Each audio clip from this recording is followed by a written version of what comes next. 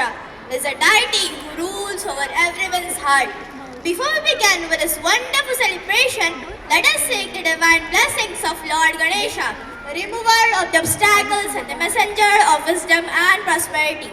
The Hindus' Aradhya Daivat Ganesha teaches us that the true strength lies in balancing wisdom with playfulness, and that with faith, laughter and positivity.